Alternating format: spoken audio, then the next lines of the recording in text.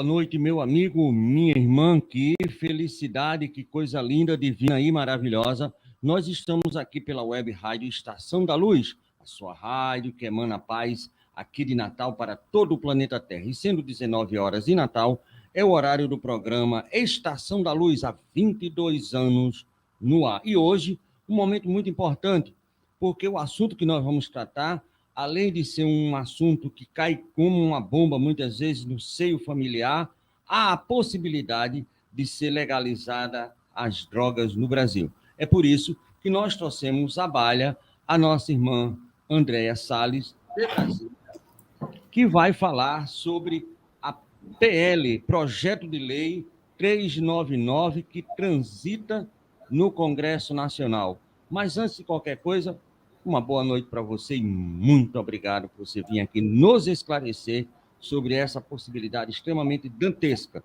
no nosso ponto de vista. Muito obrigado, minha irmã, e boa noite. Boa noite a todos. É uma honra para mim estar aqui com essa oportunidade de falar sobre um projeto de lei que é um projeto de lei importantíssimo para quem tem preocupação com relação à flexibilização da maconha no Brasil. Ele é um projeto de lei muito antigo, quer dizer, muito antigo, né? Acho que tem coisas mais antigas lá no Congresso Nacional, né? Todo mundo sabe como é difícil, às vezes, colocar um projeto de lei para votar, mas esse é um projeto de lei que tem 5 anos, um pouquinho mais, mas ele foi, como é que se diz?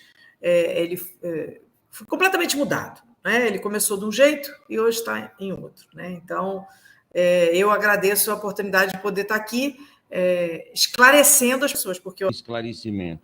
Somente por isso, verdade. Mas nós somos um programa espírita, uma web rádio espírita, e eu vou pedir. Nós temos aqui, viu, André, um casal, os dois têm 70 anos, são uma beleza fazem 2 programas aqui com a gente, é uma fofura, senhor Adoniran e Dona Meire, e eles gravaram a prece de Cáritas e a oração de São Francisco. E de vez em quando eu ouso colocar para fazer um mimo com eles. E aí eu vou trazer justamente para você a oração de São Francisco com o nosso querido Adoniran e Meire como prece inicial.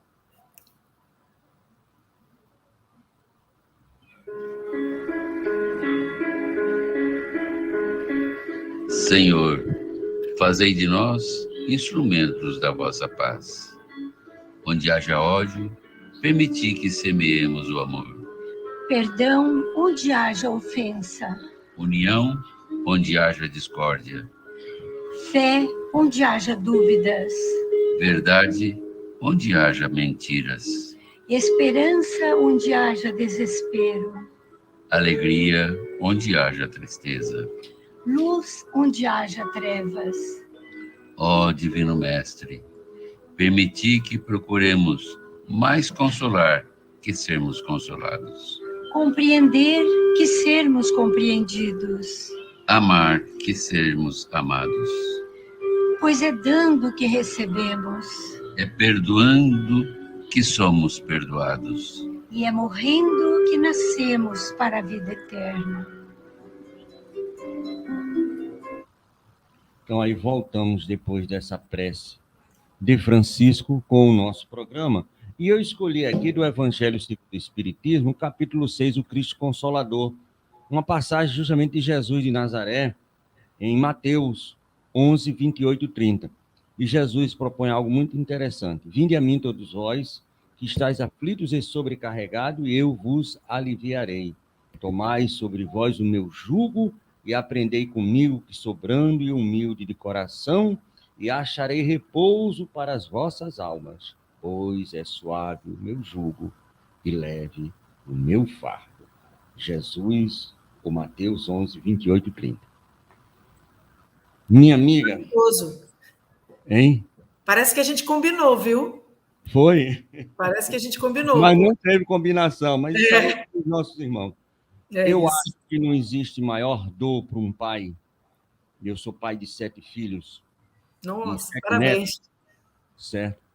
Do que aquela criancinha que... Eu posso me emocionar, não fique chateada, não. Porque aquela criancinha que nós pegamos no colo com o maior carinho do mundo, um presente de papai, e você depois vê, não sabe por que motivo ele no mundo das...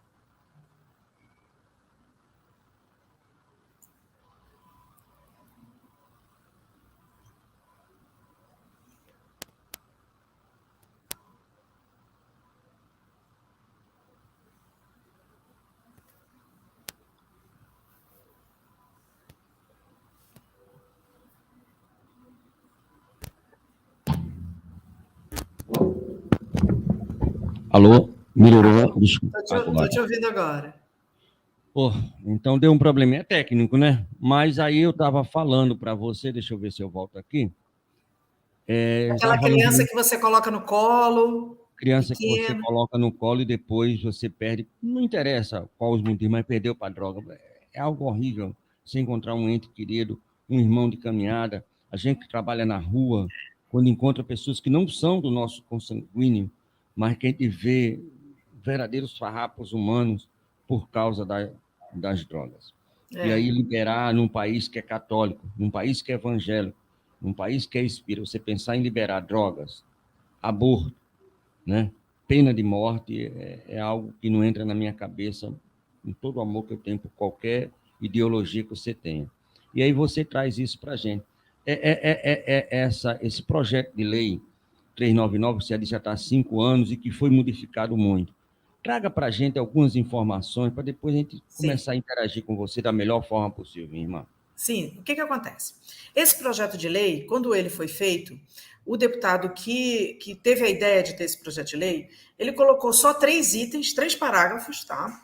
E ele tratava do uso medicinal da planta cannabis sativa, né?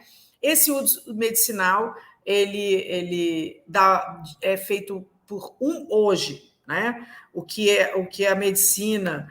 Tudo ainda é teste, tá? Mas tem tido resultados positivos em relação a uma molécula dessa planta, uma molécula da cannabis, que ela sintetizada é o canabidiol, né, o CBD, popularmente conhecido, né, ele vira um medicamento que tem ajudado para 2 patologias, né, a epilepsia refratária e alguns espectros do autismo. Tá? Principalmente em crianças. Então, existia esse projeto de lei lá atrás, ele tinha alguns probleminhas, mas nada comparado ao que ele virou hoje. O que aconteceu? Em 2019, entrou nele um substitutivo. O que é um substitutivo? Né? Você tem lá um projeto de lei que já está tentando ser votado há muito tempo, e aí vem outro deputado e mexe, coloca como se fosse um anexo. O substitutivo é um anexo que se sobrepõe ao que existia antes. Então, esse projeto de lei, que eram 3 itens, viraram 33. Tá? E nesses 30 itens que entraram, vem uma série de liberações muito perigosas para um país como o Brasil. E eu, se eu puder, eu não vou falar de todas aqui, porque é muito complicado esse projeto de lei. Ele entrou... eu brinco até que assim, os projetos de lei, normalmente, eles têm uma página, né? Esse projeto de lei tem 13 páginas e parece que teve... assim, que foi alguém da indústria que escreveu. De tão direcionado para uma questão comercial dessa planta, que é uma coisa muito perigosa. Né? Você imagina um país como o Brasil, e aí eu vou destacar o que é o mais importante em termos de risco nesse projeto de lei, é a liberação do plantio em larga escala da cannabis sativa no Brasil. E aí você imagina, o Brasil é um país com fronteiras continentais, hoje a gente é como se fosse um queijo suíço para você conseguir impedir que as drogas já não entrem, E você imagina... eu queria só falar, quando você falou em fronteiras, um amigo nosso que é do Exército, que trabalha na fronteira lá da Amazônia, ele muitas vezes se preocupa, ele sabe, ele se preocupa muito com as fronteiras da Amazônia, do oeste do Brasil, mas o mar também, porque você também ainda pelo tem mar, isso. então a gente é vazado por frente e por trás. É isso. Quando você falou isso, eu me lembrei, olha só. Né? Queijo suíço. A gente é um queijo suíço. E aí você, hoje, já não consegue controlar a entrada de droga nenhuma no Brasil. Muito difícil. E aí você autoriza plantio em larga escala no Brasil para fins ditos medicinais. Por que eu não uso a palavra medicinal para o caso da maconha? Por quê? Porque o Conselho Federal de Medicina não reconhece a maconha como medicamento. Então, eu tenho uma coisa que me irrita no Brasil, desculpa assim, ser tão assim, transparente, mas é aquela questão do Brasil assim, a lei não pegou, essa lei, a mania do brasileiro de não seguir as instituições constituídas para tal. Então, a instituição constituída para tal, para a liberação de medicamento, é o Conselho Federal de Medicina e o Conselho Federal de Farmácia. Nenhum dos dois reconhece maconha como medicamento. Então, eu me recuso a chamar qualquer termo ligado à maconha de medicinal. Então, assim, disse que vai se plantar no Brasil para fins medicinais. E aí, tirando essa questão, que eu não reconheço medicinal porque o Conselho Federal de Medicina não reconhece, aí você tira essa questão e pensa assim, tá, aí você vai plantar no Brasil. Brasil com tamanho continental. Como é que fiscaliza isso? Como é que você vai garantir que aquele plantio ali ele não está sendo desviado? Que ele não está tendo outros fins? Você imagina o que é a fiscalização no Brasil? Isso ficaria inviável. E aí se você partir para outra linha de raciocínio, você pensa o seguinte, hoje existem 16 mil famílias credenciadas para a importação do canabidiol, né? Porque aqui, vamos imaginar que a gente vai plantar só para o CBD. Não estou falando mais de maconha. Estou falando do CBD, que é um medicamento e é necessário, ok? Beleza.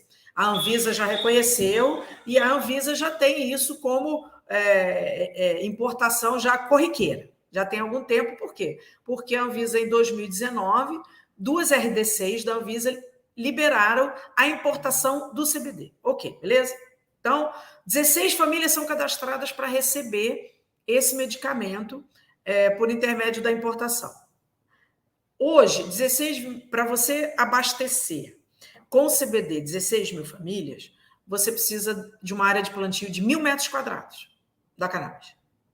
E aí, o PL 399 está liberando plantio em larga escala no Brasil, sendo que, se fosse para abastecer as famílias cadastradas, bastava 1.000 metros quadrados. Não tem algo muito errado em tudo isso? Tem. Por quê? Porque, mais uma vez, a indústria...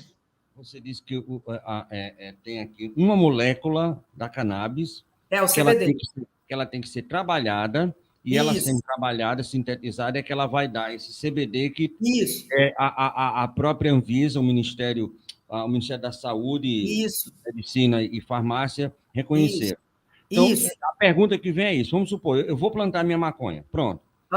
Fins medicinais. Eu não conheço muito bem, mas é uma planta normal lá, verdezinha, que eu sei que é verde.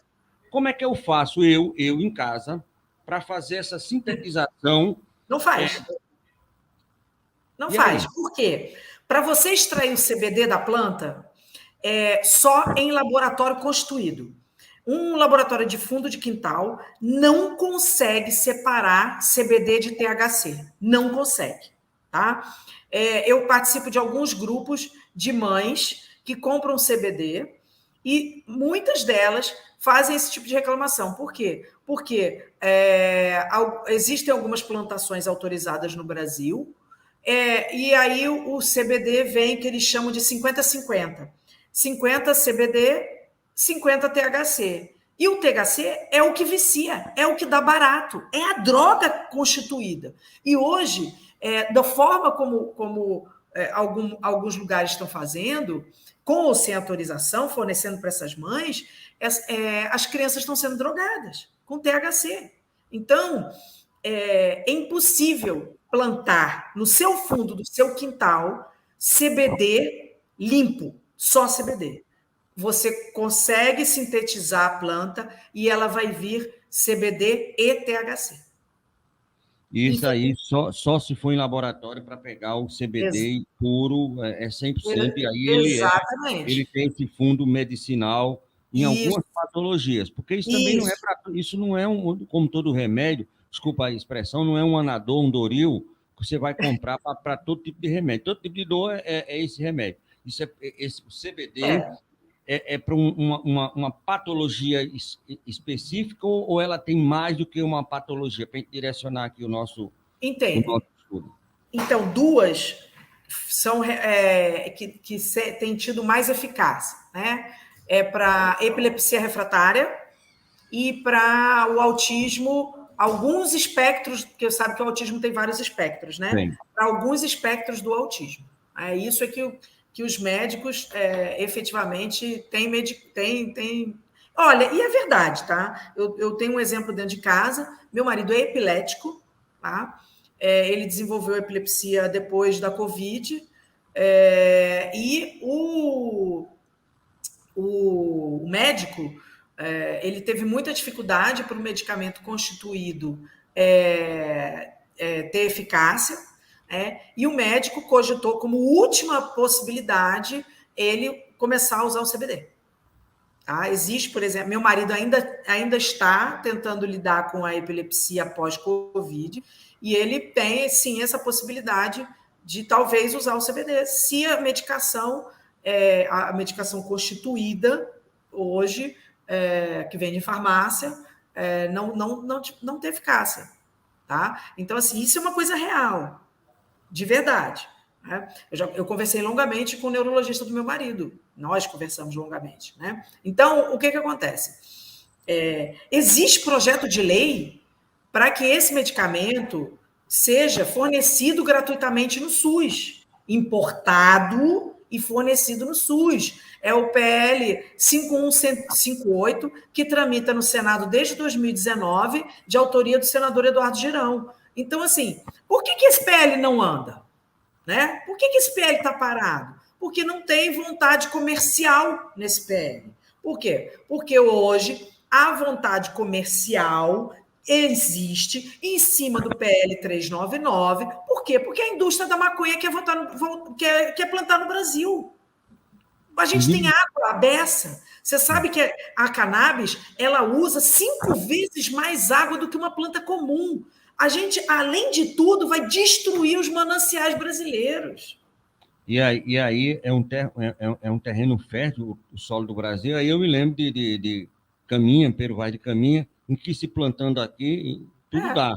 Isso. Né? Então, quer dizer, é um barato para quem gosta. E os gringos daqui de cima, os gringos que estão aqui em cima, eu não vou apontar, mas o grande continente... o país lá de cima, o grandão. Isso, a maçã. O pessoal lá de cima. Vai adorar.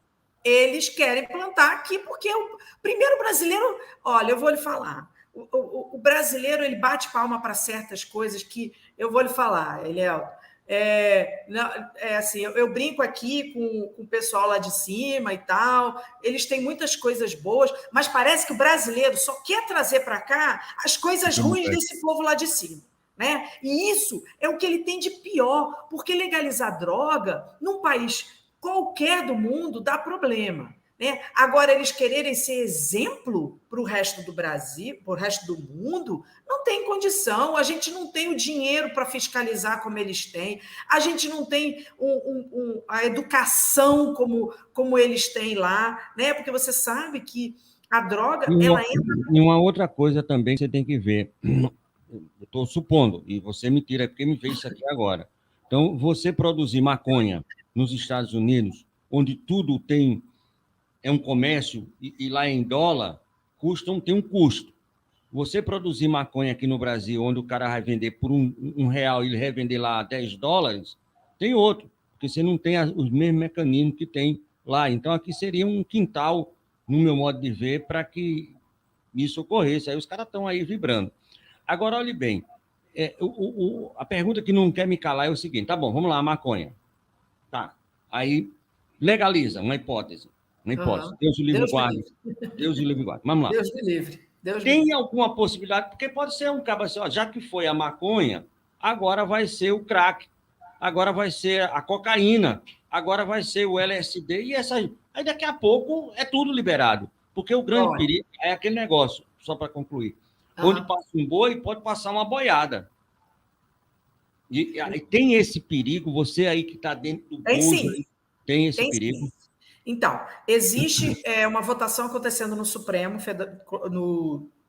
Tribunal Federal, no STF, onde a gente, para as pessoas que são contra, né? Eu falo a gente, né? Porque eu acompanhei, ninguém me contou, eu estava sentada em frente ao ministro Barroso quando ele falou isso. Ninguém me contou, não vi em televisão, não. Eu estava dentro do Supremo e escutei. O ministro Barroso, quando foi fazer o voto dele a favor, porque está sendo votado lá no Supremo desde 2015, é que está parado, tá?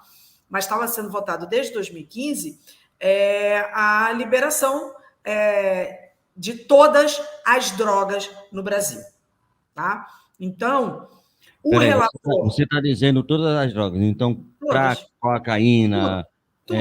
êxtase, o que você pensar e quiser Exatamente. fabricar, tá Pensou, tranquilo. é Lá ilegal? no tribunal?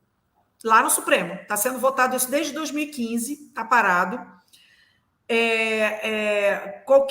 Qualquer droga ilegal liberada para uso, tá? E o que acontece? Já tem 3 votos a favor disso. O relator é o ministro Gilmar Mendes. O ministro Gilmar Mendes, no relatório dele, ele colocou a liberação só da maconha.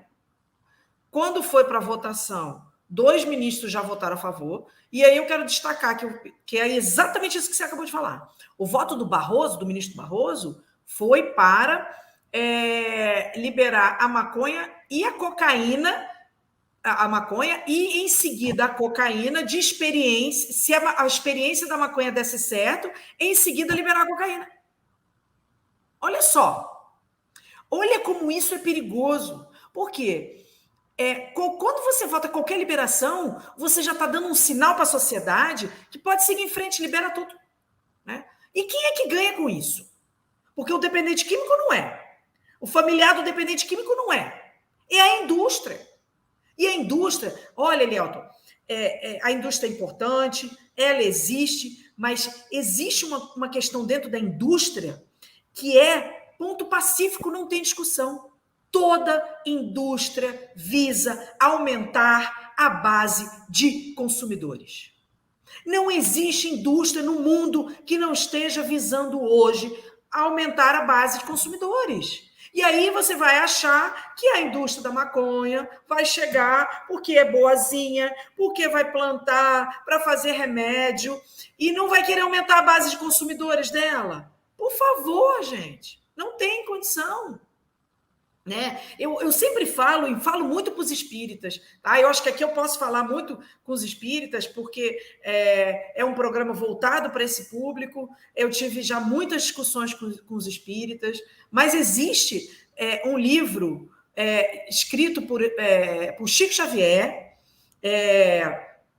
O livro, eu não estou com ele aqui agora, mas eu vou te passar daqui a um minutinho, eu vou procurar aqui rapidinho no computador. Mas a lição é de Emmanuel, tá?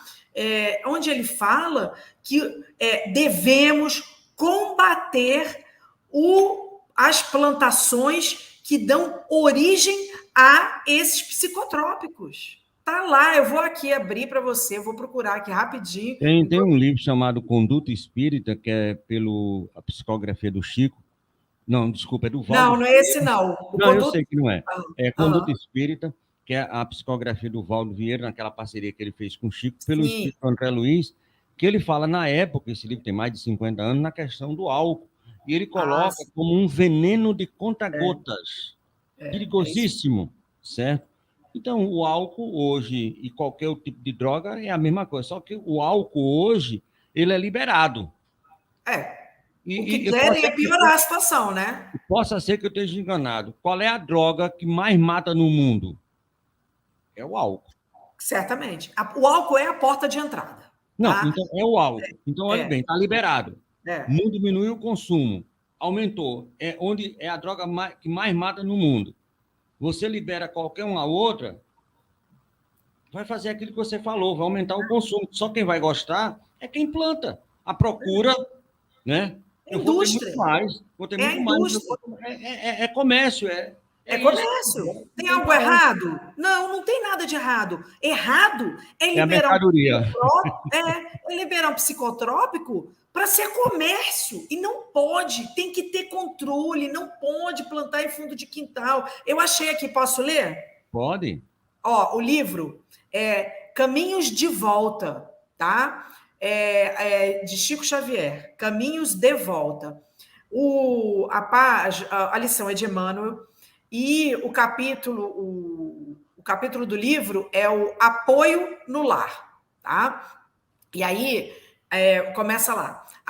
Este é o quadro que se oferece hoje na Terra, quase como catástrofe mundial nos dois lados da vida humana. Então, a gente está falando do encarnado e do desencarnado. Isso é importante. É catástrofe lá e cá, gente. E aí ele fala, todos sabemos disso, e estamos procurando os melhores meios de erradicar, tá? Muita gente fica falando assim, isso nunca vai acabar. Não é verdade. Olha aqui, Emmanuel está falando em erradicação. Então, a espiritualidade está, sim, no caminho de lutar para erradicar. E aí, vamos lá. Quais são as lições de Emmanuel? Preceitos de justiça, que controlem com segurança o fornecimento de psicotrópicos. Então, ele está mandando a gente controlar com segurança. Né? Como é que controla a segurança plantar no Brasil inteiro? Não dá, né? Vamos lá. Segunda lição. Desculpa, vou beber uma aguinha. Ó, eu coloquei aí para você só... que ótimo! Certo? Deixa eu só tirar aqui a parte de baixo até dos dizeres, porque isso é muito importante. Certo? Deixa eu só vir aqui, ó.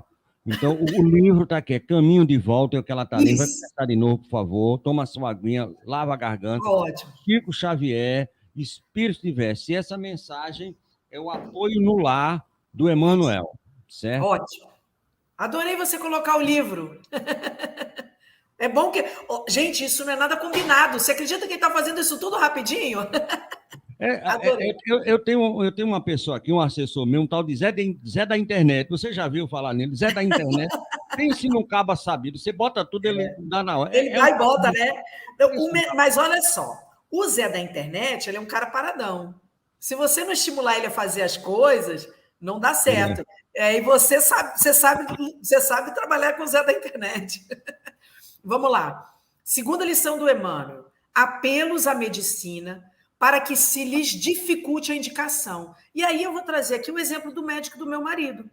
Ele colocou o CBD, ele colocou o canabidiol como a última opção para o caso da epilepsia do meu marido não conseguir ser controlada com os medicamentos comprados em farmácia. Então, assim, esse médico do meu marido está fazendo o dever de casa. Então, dificulta a indicação. Não pode um médico pegar um epilético e dizer assim, já dá canabidiol de cara. Não, precisa testar o Vimpate, o Quepra, que os remédios, estou falando dos remédios aqui que tudo meu marido toma. Precisa testar todos, colocar todos os remédios em carga máxima. Não deu nada certo? Ok, então vamos para o canabidiol. É isso que Emmanuel pede aqui, quando ele fala apelos à medicina para que se lhes dificulte a indicação. Então, aqui, a lição aqui para os médicos espíritas, tá? Emmanuel já está falando isso. Aí, o outro item aqui, de lição do Emmanuel, que é aquele que eu falei.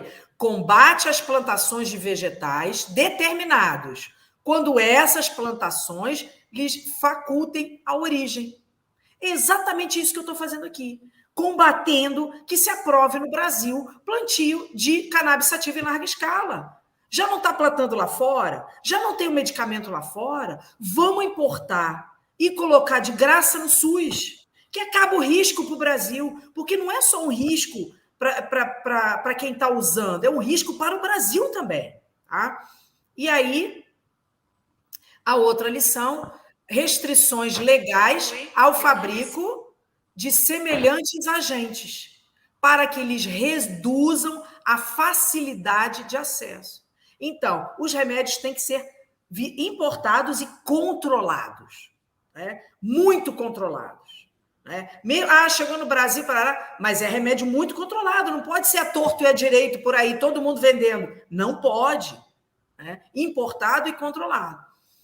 E aí, teve uma coisa que você falou no começo do programa, que é o final dessa lição aqui, que é muito bonita do Emmanuel, que você fala da dor, do coração apertado, né? Daquele pai que pegou aquela criança e agora está vendo ela ali jogada na rua.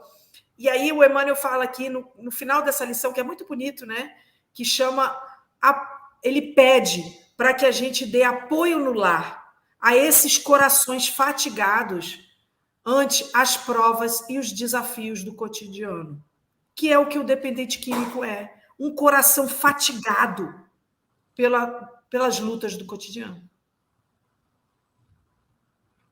E você tocou aí, e eu não conhecia essa lição, conheci o livro, mas não conhecia essa lição na profundidade. Eu já fui aqui, já pesquisei, já estou com o livro, já baixei aqui.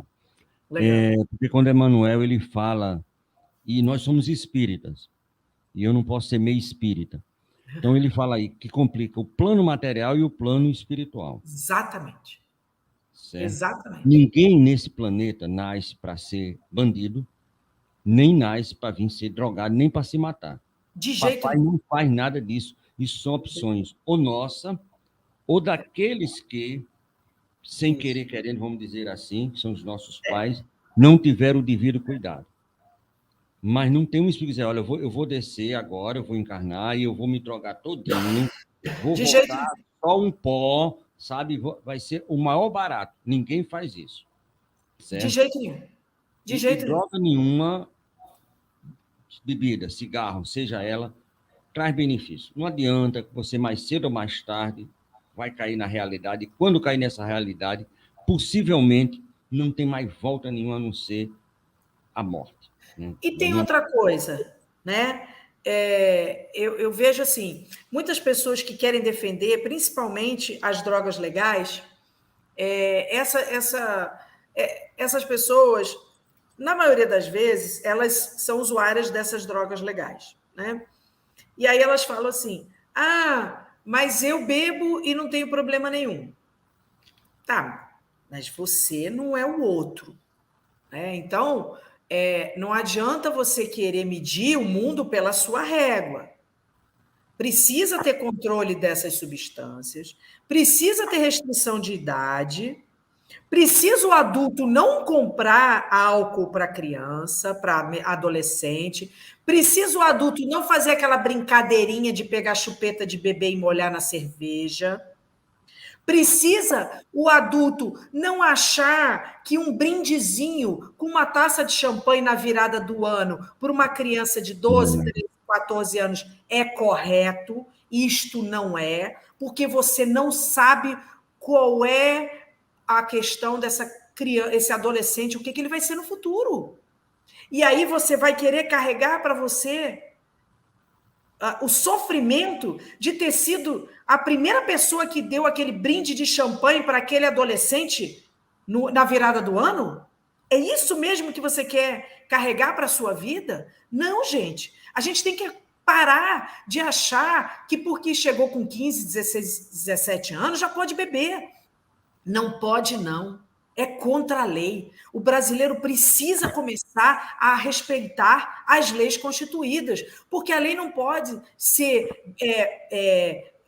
para o outro e não ser para mim. Sabe? Então, assim, a questão do álcool é muito sério. Eu vejo, eu sou do Rio, né? Eu vejo na virada do ano... Não me mate de inveja, não me mate de inveja. Mas não eu adoro o Rio. Não tenho, não, não tenho, não. Eu adoro Brasília, tá? Eu moro em Brasília há 22 anos. Eu fui a Brasília em 2010, adorei a capital do meu país, me Que senti bom, muito que feliz, bom, que bom. muito, adorei. Pense no mimo, pense numa coisa fantástica, maravilhosa que é Brasília. Todo mundo fala, mas eu fiquei apaixonado por É Brasília. mesmo. É lindo Muito, aqui. é lindo, é muito bonito. Eu Por sou, eu dentro, sou suspeita, eu sou aquele brasiliense honorário. Mas o que eu falo hum, as pessoas dizem muito assim, quem está em Brasília acaba falando muito de política, acaba falando muito de lei. A gente discute lei em mesa de bar aqui, né? Que é uma coisa que o resto do Brasil não faz. A gente aqui faz esse tipo de coisa. Então, o que acontece? Não é essa coisa da a lei não pegou. Que história é essa, gente? Que negócio é esse de lei não pegou? Tem que cumprir a lei, que não tem essa coisa de pegou. Ah, mas essa lei não é boa. Ah, então olha só, a lei não é boa, então faz igual eu. Luta para mudar. Porque a maioria das pessoas não lembra nem o deputado que votou na eleição passada, o vereador que votou na eleição passada. Precisa anotar os nomezinhos dessas pessoas, ver o que essas pessoas estão fazendo, e se você não está gostando de uma lei, brigar com esse teu. Dar aquele puxão de orelha para o seu deputado que você votou, o seu vereador, e dizer assim: eu não gostei disso que você está fazendo, não. Ou então, a gente quer tentar mudar essa lei. Né? O brasileiro tem que aprender que tem que ser um agente político e, quando não gostar de uma lei, não é desobedecê-la, é lutar para mudar. porque você não vai para canto nenhum em desobedecer uma lei, por mais dramática e terrível que ela seja. Ela é uma lei, né? Aí você muda, realmente com outra lei melhor. Mas aí já tem uma pergunta aqui no ar muito interessante. Deixa eu só vir aqui, puxar aqui para baixo, que é a primeira que chegou. Tem até uma outra muito interessante também, mas aí, como a pessoa mandou a primeira, a gente vai colocar. O que cada droga, tipo maconha, cocaína, LSD, êxtase, crack, causa no corpo e na mente? Agora e depois. É da Ivone Estou vendo Freitas. aqui. Ivone Freitas, de Araxá. De Campina Grande, Paraíba. Campina Grande. Tá. O que acontece? Então, o Jorge, que é meu marido, então, assim, eu não falei um pouquinho de mim aqui, eu sou como é que se diz? Na classificação, eu sou codependente. Por quê? Porque eu sou familiar de dependente químico. O meu marido é o Jorge, ele é dependente químico, ele é adicto em abstinência há 18 anos e 6 meses, e tem 18 anos que a gente está nessa luta para ajudar as pessoas a saírem da dependência química. A questão de legislação, de lei na minha vida, ela é recente, tá? A gente participa de grupos de autoajuda contra a dependência química há mais de 18 anos, porque a gente está aí nessa batalha para ajudar as pessoas a saírem, o Jorge principalmente, eu ajudo os familiares de dependentes químicos e ele ajuda os dependentes químicos a saírem das drogas, assim como um dia ajudaram ele a sair das drogas. Então, ele que vai responder, porque ele que é bom nisso, nessa coisa de falar da questão da dependência Jorge, química. E eu falei com você logo no início, eu até disse, olha, eu queria só a participação, mas não sabia que você era tão importante, porque há mais de 20 anos que nós temos esse programa. E no primeiro ano do programa, há 21 anos atrás, nós entrevistamos o pessoal do Alcoólico Anônimo. Uhum. Foi a primeira vez que eu me emociono, porque eu disse, o senhor é ex-alcoólico? Eu disse, não, eu estou num estado de abstinência. Aí disse, 20 anos, os meses, os dias, olhou para o relógio, parece que eu estou vendo, e tantas horas. Eu digo, por que isso? Não há. Eu disse, porque ninguém se livra disso. É um estado de abstinência. E aí me contou a história, e desde aquele momento que eu sempre faço questão de reverenciar todos esses que estão 18 anos, 1 ano, 20 anos, fora desse verdadeiro precipício. E aí, Jorge? Até um dia de abstinência já é uma marca para comemorar e celebrar. A pergunta foi o efeito que causa essa droga no corpo, né? Vamos lá. Maconha. Maconha, ela é uma droga que mexe com o sistema nervoso central, ela é uma droga que tem uma relação muito com o relaxamento do corpo. Por isso é uma droga, às vezes, muito, muito procurada pelos jovens, os jovens bem jovens, né? Os adolescentes, os pré-adolescentes. e aqueles em começo de idade de universidade. Também é uma droga muito permitida dentro do meio acadêmico, muito aceita em universidades, muito tolerada. Não é bem aceita, mas tolerada. A maconha relaxa, a maconha acalma, por suas substâncias psicoativas, né? Ela interfere nas sinapses cerebrais e ela deixa tudo muito lento. Em geral, uma chamada onda de maconha pode durar 8 horas, 6 horas. A pessoa fica, como se chama aí na gíria, chapada, né? Fica sob efeito da droga. É uma droga de mais longa duração do que outras. O problema da maconha é que, por ela agir nessas sinapses, a longo prazo, ela pode influir na questão do discernimento e no poder decisório. Então, por isso que largar maconha ou admitir-se viciado em maconha é muito difícil. É muito difícil, muito fácil você ouvir por aí, não, maconha não vicia, eu fumo há 20 anos e não sou viciado. Espera aí, quantas vezes você fuma? Não, 3 vezes por dia. Claro que você é viciado, você só não admite para você que você é viciado em maconha. E a sociedade é muito leniente nisso. Fuma-se maconha na praia, fuma-se maconha em show de rock, fuma-se maconha em qualquer lugar. Mas ela não deixa de ser uma droga perigosa, porque ela pode ser uma ponte para drogas mais potentes, e ela ultimamente tem sido droga de entrada de muita gente. Originalmente o caminho era tabaco, álcool e aí as outras drogas. A maconha já conquistou basicamente muito lugar do tabaco hoje em dia, então muita gente entra pelo álcool e muita gente entra pela maconha. E como ela interfere nesse poder decisório, ela atrasa dentro do colégio, ela atrasa na vida e, basicamente, ela atrasa a sua decisão de sair. Então, por isso é muito difícil largar. A outra droga é a cocaína. Então, a cocaína já tem um efeito absolutamente contrário. Ela é uma droga de tiro rápido, logo após a ingestão dela, em geral por via nasal. Ela tem um pico de euforia rápido, porque ela é uma droga ingerida, aspirada. Ela aspirada vai para a corrente sanguínea distribui ela para o cérebro. Ela interfere praticamente imediatamente nas sinapses. Você tem uma sensação de euforia, você se sente capaz até de voar, meio super-homem, ela te dá uma euforia tremenda, você fica super confiante, hiperativo, e ela tem um ciclo aí de 40 minutos máximo. O que pode acontecer em alguns casos é que a dosagem de cocaína é muito grande, e a pessoa fica o que se chama travado, não consegue falar, a boca fica seca, há uma sudorese muito intensa, mas fora disso, ela é uma droga de muita reação eufórica. O problema é que quando acaba o efeito, 40 minutos depois, ou 20, 30 minutos depois, você precisa novamente do efeito, você vai consumir a droga de novo. Então, um ciclo de cocaína ele pode acabar durando um dia e o consumo aí umas 4, 5 gramas de cocaína, que é muita coisa para o corpo absorver, sintetizar, e em geral a droga que está acompanhada de uma outra droga que é a bebida alcoólica.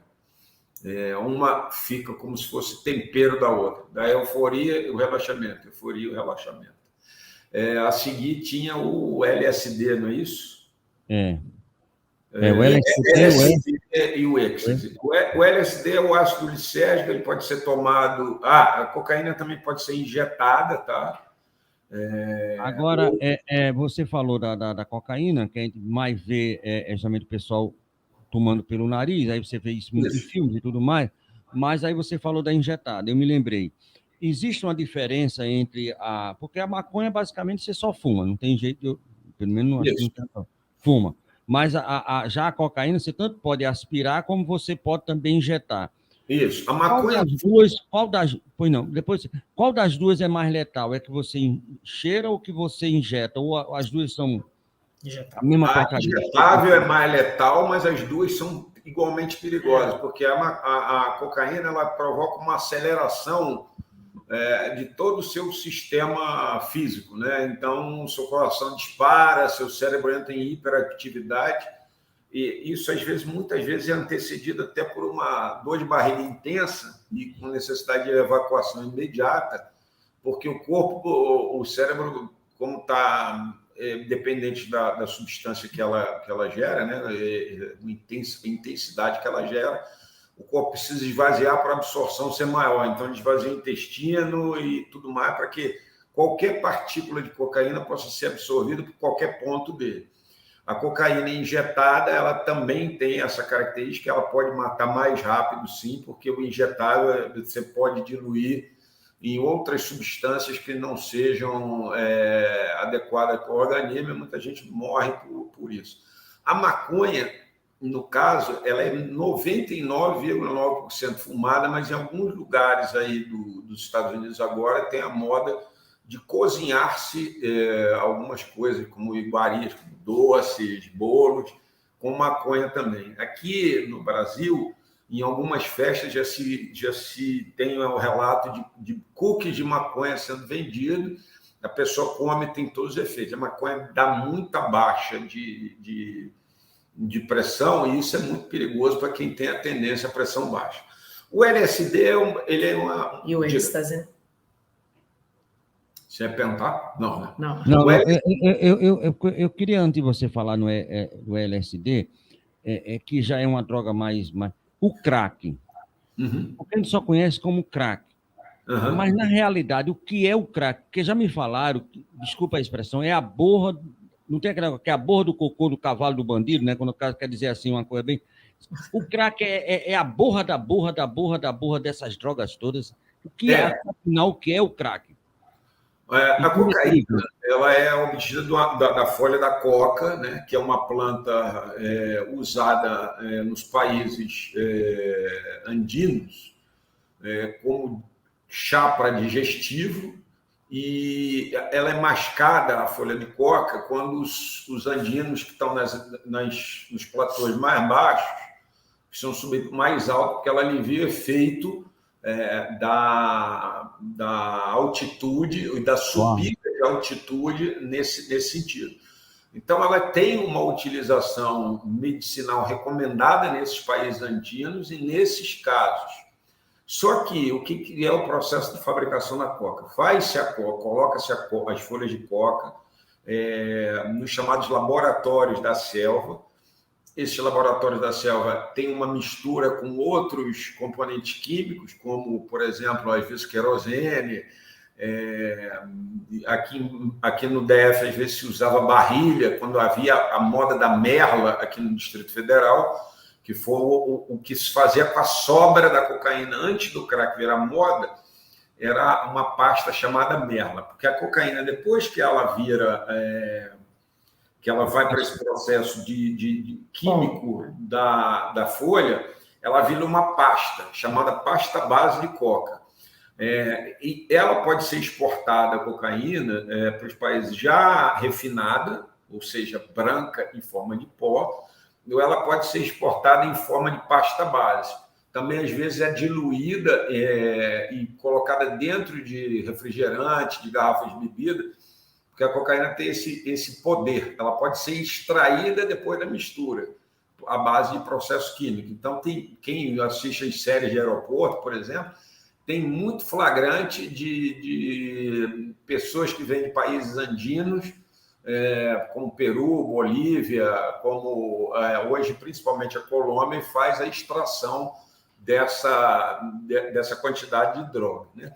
Então, é uma droga hoje cara, e aí o que sobra do refino vai ser tratado de novo quimicamente e virá uma pedra.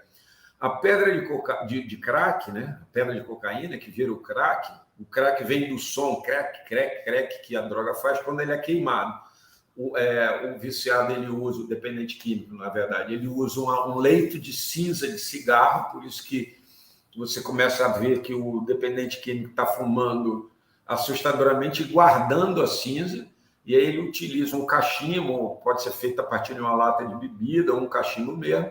Com esse leite de cinza, ele consegue queimar a cocaína e fumar a cocaína. O avô do crack era o resto de cocaína na ponta do cigarro que era fumado. Hoje, o crack é o resto da cocaína, como você falou, as fezes das fezes das fezes da cocaína, que é fumada nesse leite de cinza. É altamente viciante, vicia logo nas primeiras doses. O ciclo é mais curto que o da cocaína, ciclo de 10 minutos, no máximo 15, ou até menos, e é totalmente estupefaciente. Ela não deixa um estado de euforia, ele deixa um estado de catatonia no fumante do crack. Em geral, vai dar... E o vício é imediato. Imediato. O vício é imediato. Era justamente o que você ia perguntar, porque me falaram que o vício é uma coisa assim... imediato. Não tem essa coisa de... É uma pancada fortíssima, ela se assemelha um pouco nessa questão de viciação ao vício de heroína, que é uma droga que vicia no primeiro uso, também injetável ou cheirada, que ela é obtida a partir de plantas já do Extremo Oriente. Então, a heroína faz o caminho contrário, ela vem do Extremo Oriente já para... Olha, outro craque está entrando aí, Henrique França. Craque não, craque é outra coisa. Então, craque não. Craque que eu Esse aí é craque no combate, isso aí é um Pelé, na realidade. Que o é. Ele vai entrar para reclamar que a gente está atrasado para chegar lá no trabalho social. Eu pedi para ele entrar, o menino, aí eu não sei se está entrando, mas está entrando aí. Mas olhe bem, e você falou da heroína, né? Que também tem. Essa é muito cara, né? Essa daí é o mercado brasileiro. Ela é uma droga inviável, porque ela é uma droga produzida a partir de semente de papoula. Lá, e esse cultivo, essa produção, vem lá do Extremo Oriente. E ela não chega, ela chega mais em conta na Europa. E ela é uma droga de maior penetração na Europa e nos Estados Unidos. No Brasil, ela não é uma droga fácil de encontrar, uma droga cara.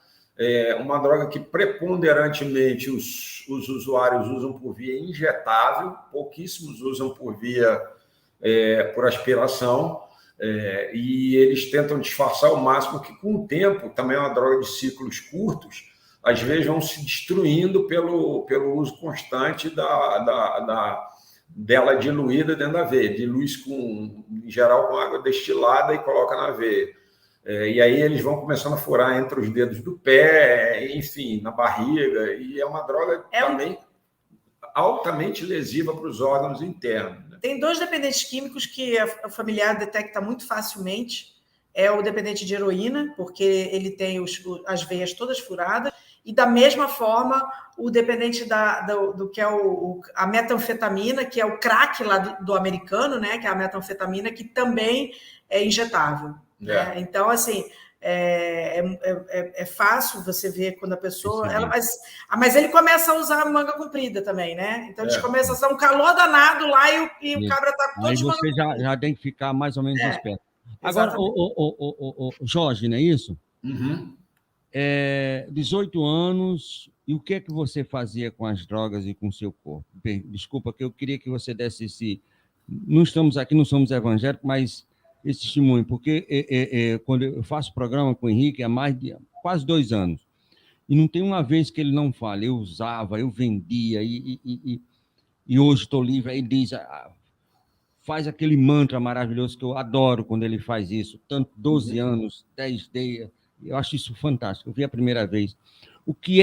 Primeiro, o que é que levou você, um caba bonito, parece Rodolfo Valentino quando era mais novo. Isso foi um grande elogio. Quem me dera. Porque Rodolfo Valentino só vai saber quem é da nossa época, né? Essa turma mais nova não sabe, então muito bem. Mas o que foi? Qual foi a primeira dose? Olha, a minha primeira droga, eu já sou um cara mais, como já estou quase chegando nos 60, estou com 57, a minha primeira droga foi a droga habitual de entrada, que foi o álcool. Né?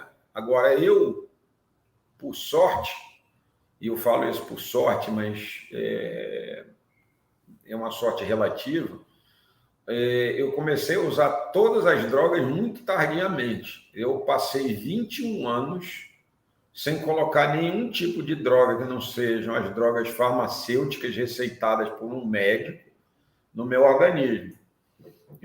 Nada, então, alterava meu organismo que não fosse necessário para combater o mal.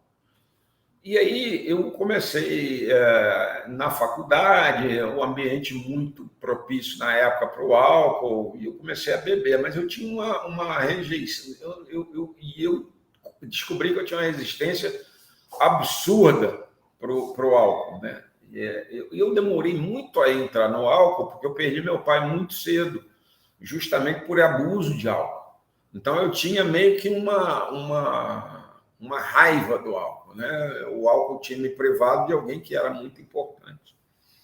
Mas eu nunca fumei cigarro, né? Nunca fumei cigarro, nunca fui um usuário de tabaco, né? Outra droga legal que a gente fala na sociedade.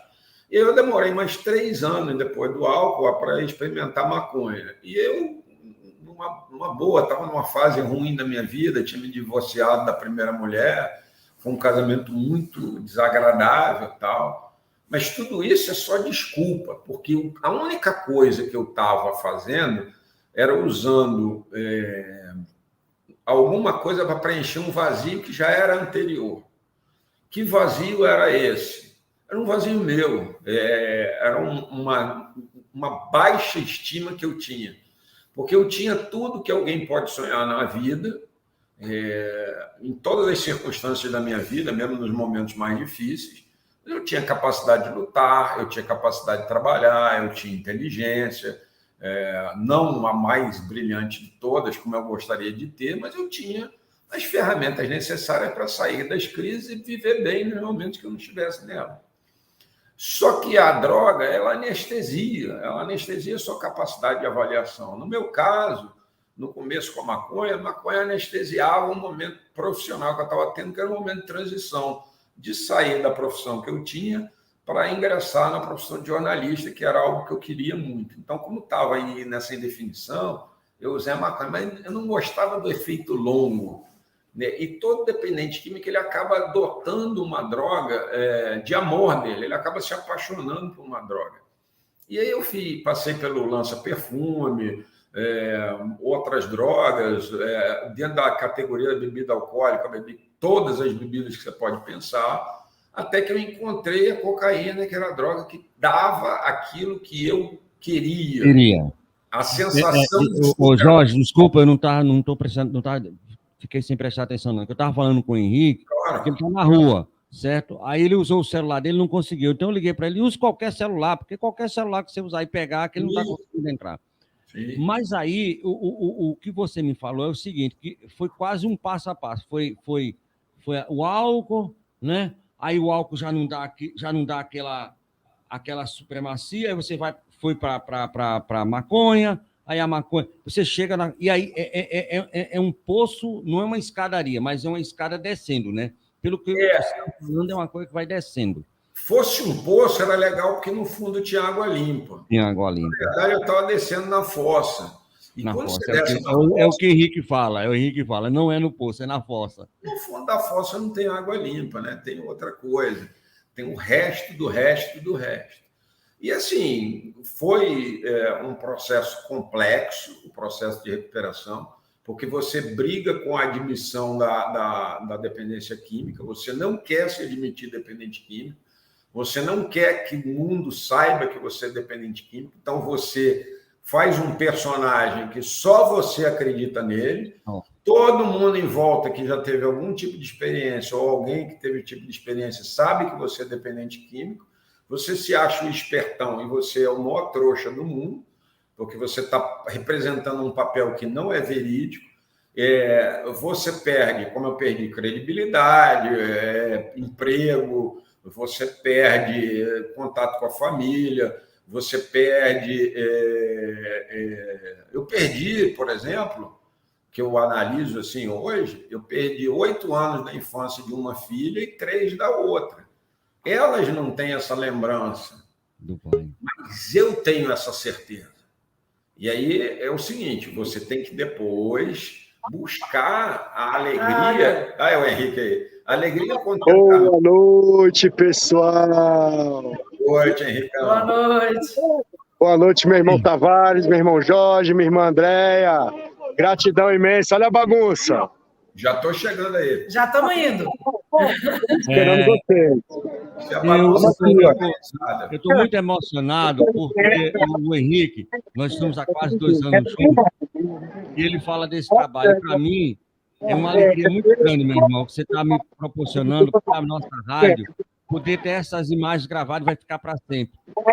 Aqui, meu irmão Tavares, esse é o banho de amor, o nosso equipamento de banho, os nossos voluntários distribuindo quentinhas, pães, sucos, águas, os nossos irmãos de vulnerabilidade aqui, ó. Olha o pãozinho aqui, ó. Olha que legal. Os nossos voluntários aqui cortando o cabelo, ó. Dá um oi pra galera aí, ó. E aí, pessoal? Eu tô indo aí pra aí, pessoal. Aí, ó. Aqui os nossos voluntários separando as roupas. Cada uma das pessoas que vão tomar banho já escolheram a roupa ali junto com as voluntárias na arara. As sacolinhas foram montadas. Ô, a Andréia vai tomar banho aqui, Andréia? Eu ainda não. Ainda não. Aqui seu nome, ó. Vem tomar banho. O Agora Ronaldo, eu sei o quem é. Luiz Paulo, aqui os nossos iguais aqui vão tomar banho daqui a pouco, banho quente. Olha que beleza, Tavares, o pessoal está nos assistindo. Minha amiga? Ó, o chuveirinho, ó. Pode tomar banho lá, meu irmão. Olha o nosso irmão aqui, ó, chegando para tomar banho. Dá um oi, pessoal, em casa. Ó. Oi. Aí, ó. Eu tô sem a terra também. Um momento especial, hein, Tavares? O que a espiritualidade amiga prepara para nós, hein, meu irmão? É emocionante. Bom banho, meu querido, para você. Ó, tem um banquinho para você sentar aí, ó. Esse chuveiro é o adaptado para pessoas com portadoras de necessidades especiais. Aí tem os nossos irmãos que trabalham na SLU, que também vem fazer uma boia com a gente. Ô, Careca, você vai aonde? Vem trabalhar, meu irmão. Maravilha. Tá bom, deixou as coisas aí. Manda um abraço pro pessoal em casa, ó. Tá indo pra night, né? Pra cá, pra nada. Oh, problemas domésticos. Conheço essa. Isso aí, pessoal. Isso é um pouquinho do trabalho do banho de amor que acontece desde 2016, graças à força dessa guerreira aí, Andréia, e desse guerreirão Jorge aí, ó. Esse guerreiro aí, ó. Esse aí. Eu não posso deixar de falar que sem vocês seria impossível a gente fazer isso aqui. Não, imagina, esse trabalho... Deus manda outro. A gente acredita que a espiritualidade ela sempre encontra quem possa fazer, mas é muito mais leve, é muito mais realizável com vocês, porque vocês têm o coração na obra. O coração tá aí. Tô chegando para buscar ele daqui a pouco. E para mim é aquela sensação eterna, né, de voltar aqui no lugar que eu fumava crack, que eu estava me matando, que eu estava no meu suicídio indireto, e poder compartilhar um pouco dessa energia aqui com eles. Semana passada, Tavares, um senhor de 72 anos de idade, dependente de crack, saiu. Com mais 5 rapazes, nossa van levou direto para a fazenda masculina. Amém. Então, Amém. assim, é uma obra que é do Cristo, né? E aí, irmão, tava bom o banho? Tava quentinho? Fala pra galera em casa. Rapaz, que melhor agora que você chegou, pô. Eu tô passando gente agora, né? Mas propriamente a roupa. Mas muito obrigado. Sempre palavras do pessoal aí, viu? Manda muito que eu sou gago. Deus te abençoe, meu irmão. Coisa linda. Esse aqui é o Claudinei Tavares, ó. Claudinei, dá um oi, pessoal, em casa. Esse é aquele que sempre aparece. Valeu, meu amigo, pelo seu incentivo aqui na nossa rádio. Ele sempre tá aparecendo lá na... O Claudinei, foi carnaval de 2020, não é isso? A gente estava tendo carnaval de rua aqui nesse local e eu parei o carro com uma equipe de cinema que estava fazendo um documentário, não sei se esse documentário vai ao ar do nosso trabalho, e eu vi o Claudinei tímido, sentado debaixo daquela árvore lá, ó. Eu vi ele tímido lá, e eu parei o carro ali onde tem aquele poste lá, ó. Aí eu desci com a equipe de cinema, mas eu fiquei fintando aquele cara, fintando. Aí ele levantou com a mochila na mão, o que é que você tá me encarando? Aí eu falei, meu irmão, eu preciso falar pra você, cara, que você foi escolhido hoje. a retomar sua dignidade, a encontrar sua liberdade, a modificar, meu irmão, o que está acontecendo na sua vida hoje, porque você tem um coração lindo, dá para ver no teu olhar. Ô, velho, você jogou mochila no chão com garrafa de cachaça, me abraçou, cheirou meu cangote, Tavares, daquele jeito assim, não aguentava mais sofrer. O cara veio do Mato Grosso, caminhando até Brasília. Foi para Salve-Assim naquele dia, fez o tratamento dele de 6 meses. Esse pessoal do documentário colocou ele para ser o ator, para ser o elemento principal do documentário, onde ele contava semanalmente a história dele. Construiu uma ala. Ele é um pedreiro, um engenheiro por natureza.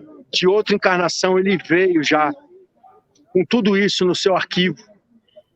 E ele construiu, Tavares, uma ala de 7 consultórios com sala de arquivo, copa e cozinha para a equipe, e sala de reunião, e sala de estudos dos profissionais da nossa unidade masculina.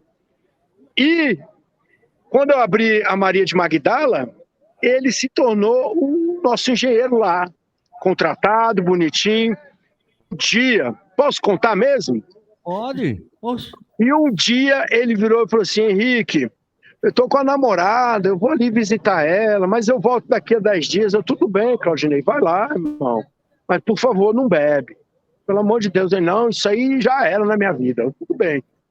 Aí ele foi lá pro Tocantins, sei lá para onde ele foi para longe, cara. E ele voltou, cara. E falou: Henrique, eu me apaixonei por uma mulher, ela tá grávida, ela tem 4 filhos, 3 genros, 2 bebês. Me ajuda a trazer meu povo para cá? Aí a gente arrumou as passagens e veio a família dele inteira para cá, a família nova dele inteira para cá. E eu ainda escutei algumas pessoas dizerem assim: não, isso aí não vai dar certo não. Eu falei: gente, olha só, se eu não acreditar neles, quem é que vai acreditar? É isso. E deu tanto certo. Deu tanto certo que nasceu a filha dele, e ele já é avô, e a filha dele é mais nova que a neta dele. E o Claudinei é essa locomotiva, porque ele monta o equipamento do banho, ele arruma a caminhonete com as caixas, ele corta a grama, ele constrói, levanta a parede, arruma elétrica, arruma tudo. Maravilha. Oi? Agora, Henrique, eu só queria dizer um negócio para você para finalizar a sua participação. Imagine alguém que saiu do Tocantins sem nada. Tá ruim, eu não estou ouvindo vocês bem. Então, valeu, obrigado. Beijo para vocês, bom programa, eu me despeço. Um que beijão. o Cristo continue a iluminar nossos corações. Um grande abraço. Amém. Maravilha. Porque, olha bem, imagina você chegar para uma pessoa que está na vala e dizer assim: você é importante. Imagina a confusão que não dá na cabeça da pessoa, que você pega o norte, né, meu amigo? Pô, você está na vala, chega alguém e diz que você é importante. É o bom curto-circuito. Gente, o Claudinei, eu conheço ele. Ele é um cara maravilhoso. Ele é um cara... A gente teve um problema que a gente precisou... nesse banho, você viu que estava no saquinho, que o Henrique brincou. Andréia, você vai tomar banho aqui, porque vai ter uma Andréia que vai tomar banho lá, né? Eu até sei quem é essa Andréia. E aí, o que aconteceu? Eu chamo ela de minha xará, que é uma moça que está lá já na Cracolândia há 7 anos. Aí, o que acontece? A gente tem que guardar essa roupa em algum lugar. Você imagina a quantidade de roupa que é? É uma loucura de roupa, uma coisa louca. E aí o lugar que a gente tinha, que era cedido a nós, a gente precisou desocupar. E aí você fala assim: caramba, onde é que eu vou enfiar esse tanto de roupa? E era roupa que não acabava mais. A gente recebe muita doação, graças a Deus. Aí o Claudinei falou assim: peraí que eu vou dar um jeito nisso. Esse homem, ele fez praticamente um estoque de supermercado, sabe? As prateleiras, tudo bonitinho. Quando eu cheguei lá na Maria de Magdala, que é essa comunidade terapêutica que o Henrique fundou há pouco tempo, das mulheres, que eu vi aquele quartinho todo com as prateleiras lá, já tudo pronto para receber. O Claudinei tocou aquele trem sozinho. Aí você imagina, sabe? Você imagina que você passa na rua... Muitas vezes as pessoas passam, olham aquela pessoa ali, o alcoólatra, o usuário de crack, jogada ali no chão, às vezes troca de calçada, às vezes passa por cima, às vezes olha para o outro lado. Cara, ali tem uma pessoa com uma capacidade gigantesca. a capacidade gigantesca, eu concordo em gênero, número e grau, mas você não vê a pessoa. Vou lhe falar agora uma coisa. Tem um amigo nosso aqui, Max, filho do Jacomelo, e de neto da Dagmar, são expoentes do Espiritismo aqui, que há uns 15 anos atrás ele montou o Bom Samaritano. Fazem 15 anos. E o Bom Samaritano é no sábado e no domingo. Ele pega o pessoal de rua vem tomar banho, aí toma um banhozinho, troca de roupa, munguzá, cuscuz e evangelho. E eu trabalho no centro da cidade de Natal. Eu trabalho no centro da cidade de Natal, no escritório de vendas. E eu rodo muito por ali, que você sai para almoçar, para comprar uma coisa, para fazer... Então, você está rodando muito. Para estacionar, até que você roda muito também. E quando eu comecei a trabalhar lá no domingo, que eu comecei a ver as pessoas, que eu voltava para o escritório na segunda-feira, aí eu vi o cara. Mas eu fiquei pensando, mas meu irmão, esse cara não está na rua agora. E sabe por que eu vi? Aqueles, ei, o homem do café! Aí eu disse, ô, meu irmão, como é que vai? O cara está aqui. Quando eu passava de onde, ele estava de novo, ou limpando o carro, ou ali. São pessoas quase que invisíveis. Só são visíveis para mim hoje, porque eu tive essa experiência. Porque senão, você nem troca de calçada. São pessoas parece, tão insignificantes. Eu estou falando por mim, certo? Espírita, mas passava e só precisei ver. E o que você falou é isso. Quantos Claudinês... É isso. Não existe É isso. Numa capacidade fantástica e maravilhosa. Né? É isso. Bom, deixa eu só terminar. Sim. Você tinha falado aí.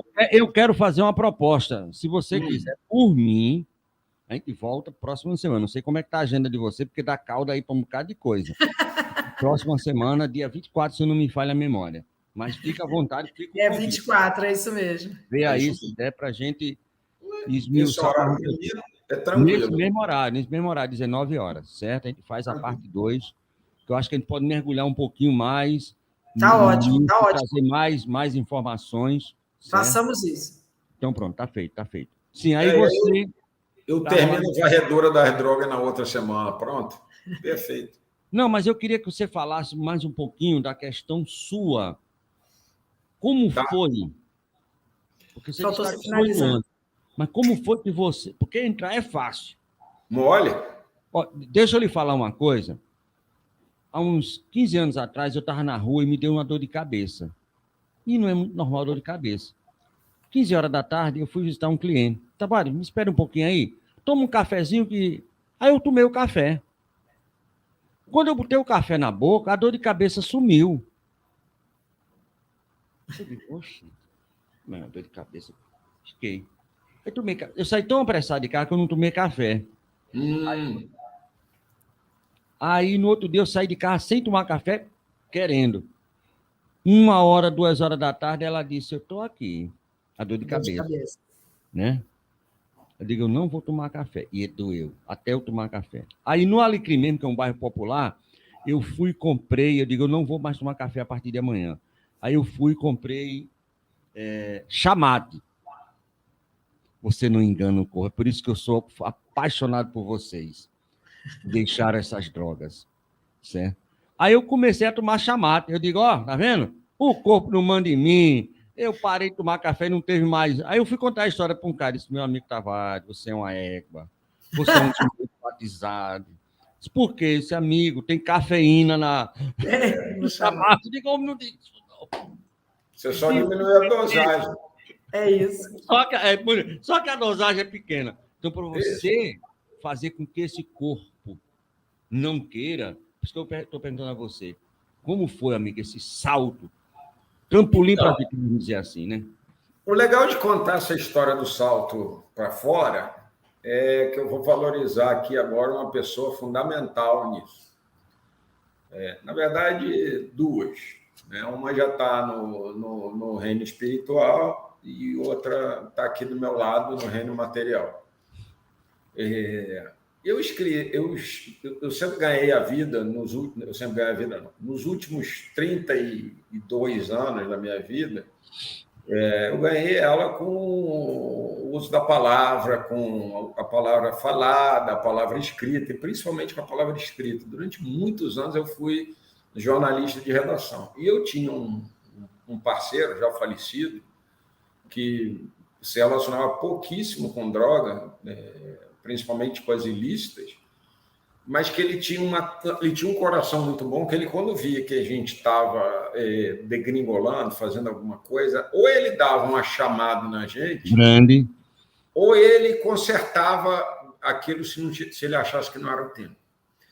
Então, ele vinha consertando as coisas que eu escrevia quando eu estava drogado. Sim, a droga, ela acaba, principalmente a cocaína, ela acaba entrando dentro de ambiente que ela não devia de entrar. Então, assim, eu posso te dizer que 70% dos usuários de droga, e principalmente 70% dos usuários de cocaína, acabam usando a cocaína no trabalho também, o que representa um risco e um perigo. Eu perdi emprego por conta disso. E você vai minimizando, porque a coisa que o dependente químico mais sabe fazer é botar a culpa nos outros. Eu estou assim por causa da minha mulher. Eu estou assim por causa das minhas filhas. Eu estou assim por causa da minha mãe. Botar a culpa nos outros é muito fácil. Fazer a reflexão sobre você é muito difícil. Então, o que aconteceu? Um dia, eu peguei um texto meu que eu tinha feito sobre efeito de drogas e fui olhar no dia seguinte, de manhã, sem droga. Estilo a cafeína, do chá e do... E aí, não fazia sentido. Nada do que eu estava escrevendo estava fazendo sentido. E eu percebi um negócio que, para mim, é apavorante. Eu estava ficando burro. Em lato sensu, em estrito sensu. Porque o que eu escrevia não fazia mais sentido. Se eu ganho a vida com isso, eu estou perdendo a minha capacidade operativa. Eu não posso perder minha capacidade operativa, eu não posso. E isso eu continuo achando, mesmo não estando mais na dependência, eu não posso ser um peso morto para minha família, alguém que você vai carregar. Aí, ao lado que o orgulho também passa a ser um bom companheiro de viagem, porque todos os defeitos da gente podem ser bons ou maus companheiros de viagem. O medo, quando ele te paralisa, ele é um mau companheiro de viagem, mas quando ele faz você refletir se você vai usar droga ou não, porque você tem medo da droga, ele é um bom companheiro de viagem. O orgulho, quando ele faz você enfiar a cara na parede porque você está com soberba, ele é um péssimo companheiro de viagem. Mas quando o orgulho te fere a ponto de você refletir sobre suas atitudes, aí ele passa a ser um bom companheiro de viagem. E aí eu cheguei em casa, virei para André e disse assim, estou ficando burro. Eu estou muito viciado, eu não sei como é que eu vou largar isso. Aí André me capturou para o espiritismo, porque eu era ateu, materialista, era somente existencialista, a gente tinha altos embates, ela falava, reencarnação, vai dizer que eu era Tiradentes daqui a pouco? Não vejo ninguém ser um pobre, porque tem um problema no espiritismo, às vezes, que todo mundo tem parte, né? Eu não conheço quem reencarnou que era um João ninguém. Ou foi um rei, ou um príncipe. Né? Não tem. Prazer, Jorge Eduardo, que foi gondoleiro, ou seja, motorista de barco, mendigo, prazer, mas não mendigo com status, mendigão mesmo de cidade medieval, caloteiro que casava com mulher por interesse, traficante de escravo. Eu nunca fui nada de bom, a exceção do gondoleiro, que é um motorista, que é um servidor competente, assalariado, mas eu nunca fui nada de muito bom, eu nunca fui nada de príncipe, rei. Pode esquecer isso comigo. Essas classificações comigo nunca funcionaram. Todas as regressões que eu tive depois me mostraram que eu era um sujeito comum, ordinário, ou então um aproveitador. E o que me serviu de lição e alerta para não me encher de soberba, já que eu vim um pouquinho mais inteligente, um pouquinho mais capaz do que nas outras vidas, para não sentir, agora eu sou o cara. E depois que o espiritismo me convenceu, até diminuiu um pouco essa coisa do agora eu sou o cara. Mas voltando para a conversa, André virou e disse assim, então vamos na comunhão? Eu virei, ajuda? E ela me levou numa casa aqui espírita, que eu tenho muita gratidão, já não estou mais lá, mas tenho muita gratidão. E aí, eu sou um espírita ritualístico, é a coisa mais engraçada do mundo. Porque eu vejo o pessoal dizendo, não, espiritismo não tem ritual. Eu digo, legal, a gente entra numa sala escura, depois de uma prece, ouvir uma palestra, aí houve uma prece, e toma água depois, tem um passo que começa de um jeito, acaba sempre do mesmo jeito, mas a gente não é ritualístico. Toda a civilização humana se baseia em ritual. Deixa eu falar uma coisa. Esse programa aqui que você está fazendo hoje pela web começou na Rádio Poti normal. Sabe quem era o nosso patrocinador? É um irmão aqui, não é espírito, mas é um grande amigo. É um grupo que trabalha justamente com funerária, o maior grupo de Natal, não tem problema nenhum, Grupo Vila, grandes amigos, nos ajudaram muito. E o patrocínio era deles. Então, como é que eu fazia o programa? Isso às 22 horas. Aí, patrocínio. Para a gente era normal. Depois, cara, está vários, ninguém vai assistir esse programa, porque só os espíritos. Patrocínio, funerária, grupo. Claro. Entregue a morada do seu espírito em boas condições para Deus. Ai, e o funeral é um ritual. Entendeu? Então, a gente tem que entender que, mesmo no espiritismo, que não tem aquela hierarquização toda, a gente tem ainda alguns resquícios que são úteis, porque a gente precisa de um pouquinho de ritual. O ser humano precisa casar, o ser humano precisa se comprometer a apresentar-se a Deus, o ser humano precisa saber orar, senão vira bagunça, entendeu? Mas é bom que o espiritismo venha diminuindo algumas ritualísticas. Essa possibilidade. Aí, o que aconteceu? O André começou a me arrastar no único horário que eu podia. Segunda-feira, 2h30 da tarde. Eu almoçava, ela me levava para essa casa espírita e parecia que o palestrante estava fazendo a palestra para mim. E eu era encantado com o palestrante. Era sempre o mesmo cara. Eu não sei o nome dele, não sei nem se ele já está encarnado, já desencarnou. Mas eu sei que eu comecei a gostar muito daquela palestra, daquele passo, daquela paz que permanecia. E aí, o que acaba acontecendo quando você tem bons hábitos? Transformação. A transição de uma formação num ser. Eu comecei a transformar aquele ego exagerado e aquela baixa estima, porque eram as duas combinações que me levaram ao vício, numa necessidade, no começo ritualística, de me sentir bem. Então, como era segunda-feira, eu ficava tão bem naquele dia que eu não queria usar droga. E a sensação de bem-estar permanecia no dia seguinte. E aí eu não queria usar droga no dia seguinte. Aí o que acabou acontecendo? Eu falei assim, cara, o bem-estar vai ficar melhor se eu não usar a droga no dia anterior. Então eu parei de usar droga aos domingos para me preparar para a segunda-feira, para receber aquela mensagem. E me sentir bem e querer prolongar para terça. Depois... Bom, já livrei 3 dias da semana do uso de drogas. Ou seja, nós estamos 4-3 para a droga. A sensação de bem-estar da terça, eu queria puxar ela para a quarta. Porque eu me sentia bem mesmo. Aí eu puxei para a quarta. Falei, cara, fique bem mais um dia. E eu comecei a ficar domingo, segunda, terça e quarta abstinente. Puxei para a quinta. Porque estava tão bom, que eu falei assim, cara, sexta-feira é o dia que eu mais trabalho, então deixa para usar droga só na sexta. Aí a Andréia, muito habilidosa, me matriculou num curso de formação espírita no sábado. O estudo sistematizado da doutrina. Eu podia entrar na casa espírita drogado. Sábado à noite, gente. 10 horas da noite, a gente estava sentado na sala de aula aprendendo o evangelho. Então, a coisa foi se isolando que virou a sexta-feira só. O que inteligentemente, o meu subconsciente, somado à minha espiritualidade, somado aos bons conselhos dos mentores, somado à inteligência suprema e sagrada da minha esposa, fez? Eu fiz um processo ao contrário de intoxicação. Eu fiz uma desintoxicação lenta. Se eu usava 6 ou 7 dias por semana, eu passei a usar 1. E aí começou a acontecer um negócio curioso. Eu comecei a querer não usar mais aquele 1. Mas o corpo ainda demandava, o cérebro ainda demandava. E eu fui para o Rio de Janeiro no final de semana, aí não tinha aula no sábado, aí eu fui curtir com os amigos, pegar as filhas de férias.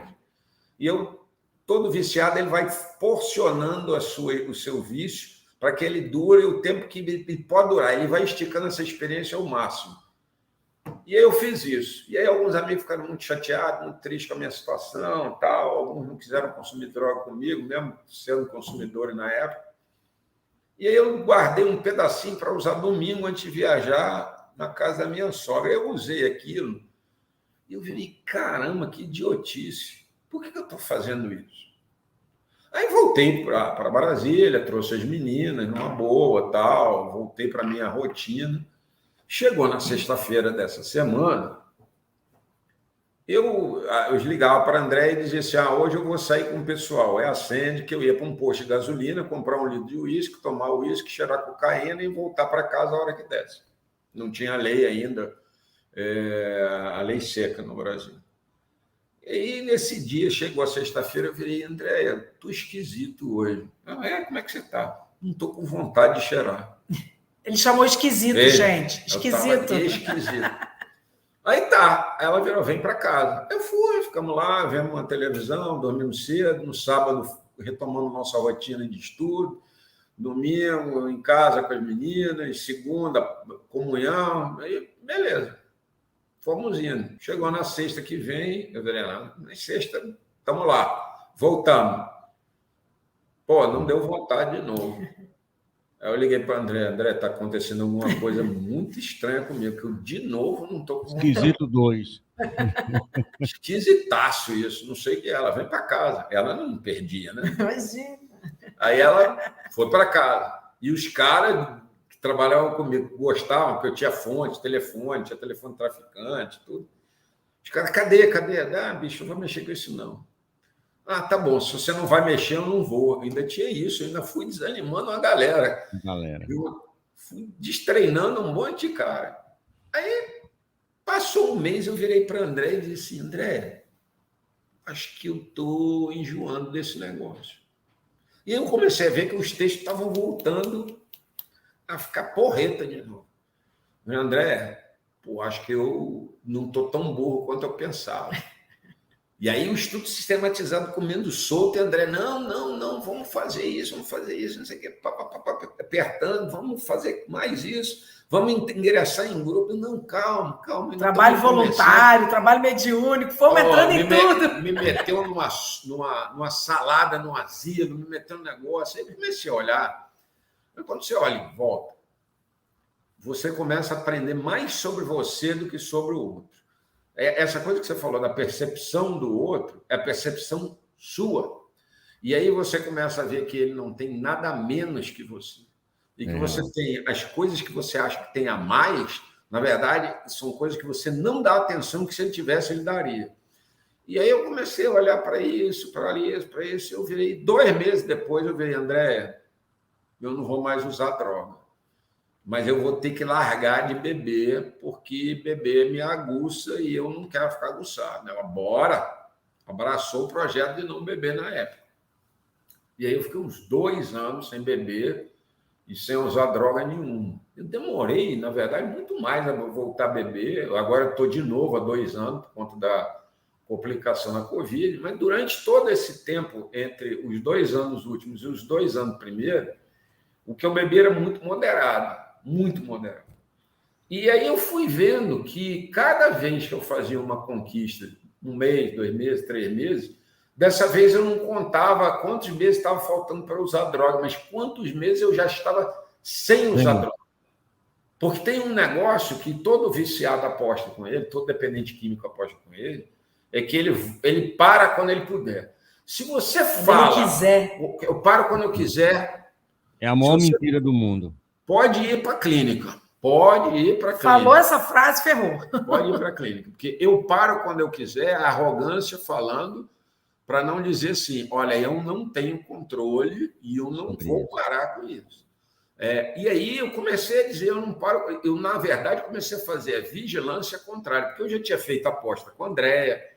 Eu vou parar de usar cocaína 1 ano. Parei, fiquei 1 ano. Contando de trás para frente. Faltam 365 dias, faltam 364, faltam 11 meses, faltam 6 meses, falta 1 mês, e aí no dia que eu completei 1 ano, eu fui lá, comprei 5 gramas de cocaína e cheirei. Ou seja, eu fiz um processo na época contrário do que eu fiz em 2003, que foi um processo de 2003 em diante, para você contar o tempo que eu estou sem cocaína. Nesse ano que eu fiquei testando se eu era mais forte do que a força mental dela, eu fiquei contando quanto tempo eu ia voltar para a cocaína. Porque era uma namorada que eu tinha, eu chamava ela de a minha moça boliviana. Né? Era minha namorada da Bolívia, minha namorada da Colômbia. E aí eu desapaixonei desse negócio, comecei a me apaixonar. Desapaixonei mesmo. Acabou o amor, acabou a tolerância, acabou o carinho que eu tinha, porque o carinho era destrutivo. O dependente químico ele não percebe que ele destrói-se. E aí ele destrói o tecido da família, ele destrói o compromisso com o trabalho, ele destrói tudo. Então começou a fazer reconstrução via espiritismo, mas você pode fazer reconstrução via evangélica, via católica, via budista. Agora, eu acho, na minha característica, que eu não conseguia sem voltar a crer num ser superior. Porque a vaziez do túmulo que se avizinhava na minha vida, aquela coisa de que o túmulo é o repouso final de uma história, aquilo me deprimia profundamente. Hoje eu sei que o túmulo é só a guarda do meu corpo material, que me serviu muito bem, eu odiava, me achava feio, hoje eu adoro meu corpo, é a morada do meu espírito, eu moro aqui feliz e contente. Esse corpo já resistiu a drogas, já resistiu a afogamento, já resistiu a brigas, esse corpo já resistiu a Covid, no pior estágio da Covid, logo no começo. Então, eu sou gratíssimo porque Deus me dotou esse corpo e a possibilidade de usar esse corpo hoje para falar assim, não desperdice a sua vida com coisas que não têm valor. Não desperdice. Maravilha. Como a gente vai fazer a segunda parte quinta-feira próxima, chegaram aqui algumas perguntas que não, eu acho que não é porque a gente já está com o horário estourado, não vamos conseguir responder, vou até passar para você e a gente volta a esse ponto. E a gente vai trabalhar mais algumas coisas, principalmente o exemplo que vocês têm dentro de casa, né? Que é o Jorjão aí, nesse exemplo fantástico. Não é fácil, né? Você sair dessa empreitada e liberando minha amiga velha, infelizmente, vai ser algo. Eu tenho certeza que não é, porque você vai ver que mais cedo ou mais tarde o pessoal dá uma manipulada e a 459 vale alguma coisa nesse sentido, né? Mas sempre vai ter o apoio do plano espiritual para que isso não venha a ocorrer. Mas com certeza, com certeza. Ficar esperto, porque, olhe bem, não podemos somente ficar esperando que o plano espiritual faça, porque eles só vão fazer se a gente, por acaso, quiser. Então, vamos, o pessoal lá do Tribunal Superior, vamos ficar esperto com eles, tá entendendo? Não tenho nada contra nem a favor, mas 3 votos já, então tem que ficar muito esperto nisso. Muito esperto. Tem que chegar perto dos políticos, tá entendendo? Isso. E exigir que o seu político seja, principalmente o pessoal religioso, e eu me coloco como religioso, apesar do espiritismo não ser assim uma religião formal, mas você não pode admitir um católico, um evangélico, um espírita, alguém que tenha essa ideia, que não é o túmulo, né? Não interessa se é reencarnação, ou se é vida, ou ficar lá no céu, no paraíso, mas não pode ficar fora desse contexto. Tem que não pode.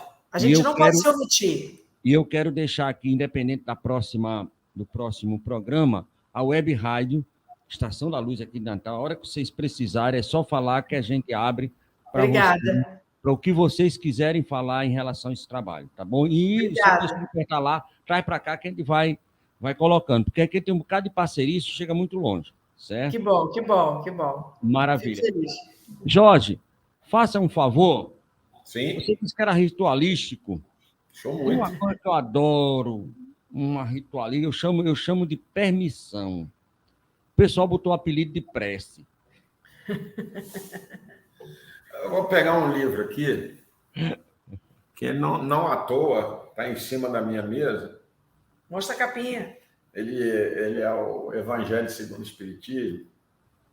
E essa coisa assim de a gente falar de pegar as coisas aleatórias, a gente acha que é por sorte, né? mas isso aqui tem tudo a ver com dependência química. Da parte da coletânea de preces espíritas, e abri aqui e caiu no ato de submissão e resignação. Deixa eu só falar uma coisa antes que você termine. O Evangelho segundo o Espiritismo, que é a parte moral do Espiritismo, não digo nem religiosa, pra você tem uma ideia, o maior capítulo é o coletâneo de preces espíritas. Os 2 últimos capítulos são de preces. Isso. Os espíritos estão querendo falar alguma coisa para a gente, que eles não fazem nada de inúteis. Tem uma mensagem, né? Tem alguma mensagem aí, porque são 2 capítulos e o maior é de preces. Então, isso. Felicíssimo. E eles recomendaram bem, porque eles mandam um prefácio antes da prece. O prefácio é o seguinte: quando um motivo de aflição nos atinge, se lhe procuramos a causa, acharemos frequentemente que é a consequência de nossa imprudência, de nossa imprevidência ou de uma ação anterior. Nesse caso, não devemos atribuí-lo senão a nós mesmos. Se a causa de uma infelicidade é independente de toda a participação que seja nossa, é ela uma prova para esta vida ou expiação de uma existência passada. E, neste último caso, a natureza da expiação pode nos fazer conhecer a natureza da falta, porque somos sempre punidos naquilo que pecamos. No que nos aflige, não vemos em geral senão o mal presente e não as consequências ulteriores favoráveis que isso pode ter. O bem, frequentemente, é a consequência de um mal passageiro, como a cura de uma doença é o resultado dos meios dolorosos que se empregam para obtê-la. Em todos os casos, devemos nos submeter à vontade de Deus, suportar com coragem as tribulações da vida, se quisermos que nos sejam tidas em conta e que estas palavras de Cristo nos sejam aplicadas. Bem-aventurados aqueles que sofrem. E aí vai a prece para aqueles que estão querendo se aceitar a submissão e se resignar. Meu Deus, sois soberanamente justo. Todo sofrimento neste mundo deve ter, pois, sua causa e sua utilidade. Aceito o motivo de aflição que venho de experimentar como uma expiação das minhas faltas passadas e uma prova para o futuro. Bons espíritos que me protegeis, dai-me a força de suportá-los sem lamentação. Fazei com que seja para mim uma advertência salutar, que aumente a minha experiência, que combata em mim o orgulho, a ambição, a tola vaidade e o egoísmo, e que ele contribua, assim, para o meu adiantamento. É essa mensagem do capítulo 28, coletânea de preces espíritas, item número 30.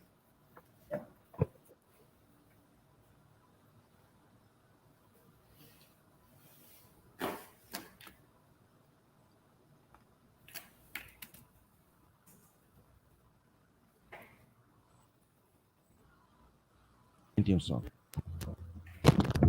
Tá, agora tá me ouvindo, né? Estou ouvindo bem agora. Então, muito boa essa sua inspiração de trazer a coletânea de preces espíritas, porque muitas vezes é um capítulo que pouca gente estuda. É verdade. Trazer a baila, certo? Então, eu quero agradecer a todos, a você, a todos aqueles que participaram. Nós temos aqui um pessoal lá de Poitiers, na França, que é a minha amiga Livramento, né? Que é da cidade de Poitiers, na França, a Margarida Ricato, a Olga Feitosa e todos aqueles que contribuíram direta ou indiretamente para que o programa pudesse trabalhar forte. E aí a gente volta próxima semana com a segunda parte desse maravilhoso tema, que é a questão da não legalização da maconha ou qualquer outra droga a nível de Brasil. Muito obrigado, saúde, luz e paz para todos. Daqui a pouco a gente volta com a programação noturna, viu? Tem a partir da meia-noite, reprise de todos os programas, inclusive esse. Que assim Valeu, meu irmão. Obrigado. Até mais. Tchau, tchau. Tchau.